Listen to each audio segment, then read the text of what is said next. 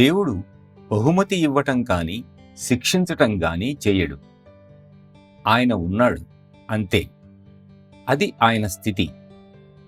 ఆయనతో మాట్లాడగలిగితే ఆయన చెప్పేది ఒకటే: మీరు నా సంతానం, మీకు మీ ఇల్లు తెలుసు, మీరు నా దగ్గరకు రావాలని, మీ అసలైన ఇంటికి రావాలని తొందరపడండి అని అంటాడు.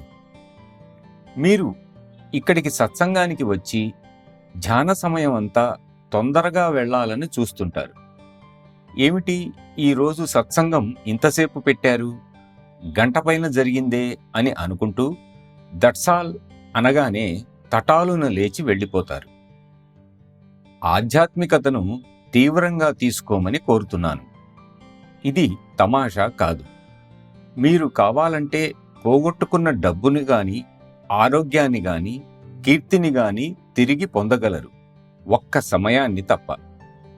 కాబట్టి సమయాన్ని వృధా చేయకండి. మాస్టర్ మనకు ఏ క్షణంలో ఏమిస్తారో మనకు తెలియదు.